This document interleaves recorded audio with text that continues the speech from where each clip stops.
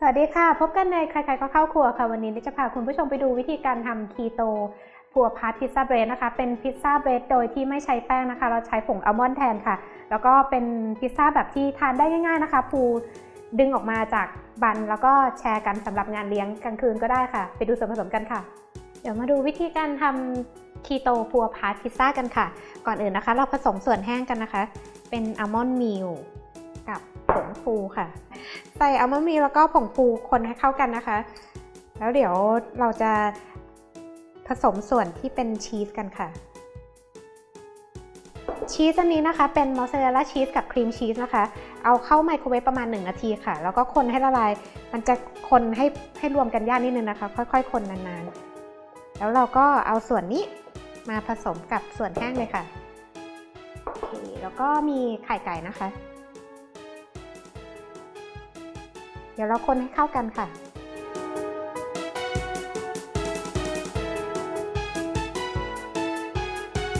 นี่พอเราคนเข้ากันนะคะมันจะเป็นเนื้อโดที่เละๆนะคะเราเอาพาร์เมซานชีสของเราเนี่ยค่ะ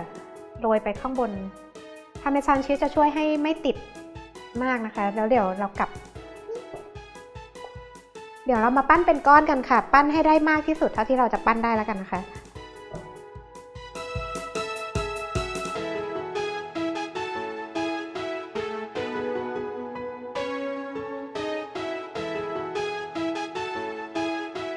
จากที่เราปั้นเสร็จแล้วนะคะเราจะเอาโดของเรานะคะ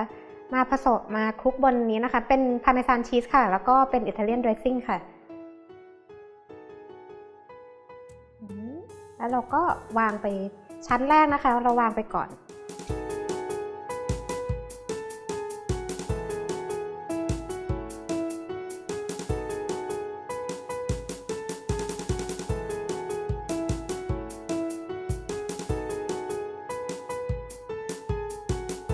นี่เราก็ใส่นี่เป็นซาลามี่นะคะถ้ามีเปปเปอโรนีหรือว่าชอบเบคอนอะไรก็ใส่เลยค่ะวันนี้มีซาลามี่รสออริจินอลนะคะมีเจลาปิโน่พริกเจลาปิโน่ค่ะจะออกรสเผ็ดหน่อยนะคะถ้าเด็กๆทานก็ตัดออกนะคะนี่เป็นเชดดาร์ค่ะเดี๋ยวเรามาทำชั้นที่2กันค่ะ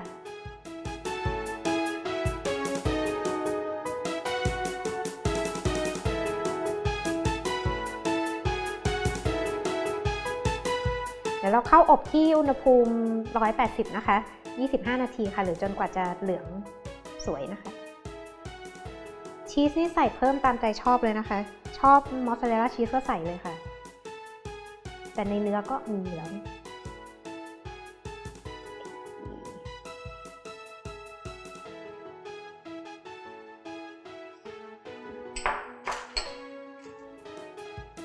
อบเสร็จเรียบร้อยค่ะคีโตพัวพาสพิซซ่าเบรดของเรานะคะเดี๋ยวเราจะลองคว่ำดูอันนี้เราทิ้งไว้พักหนึ่งก็ได้ค่ะเพราะว่าร้อนติดคือว่ามีความติด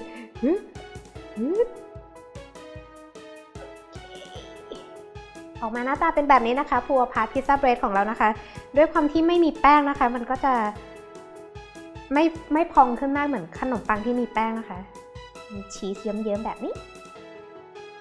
ไปดูสูตรกันได้ที่ foodtravel.tv ค่ะพบกันใหม่คราวหน้ากับวิธีการทำขนมปังโฮมเมดแฮนด์เมดกันนี้ที่ใครๆก็เข้าครัวสวัสดีค่ะ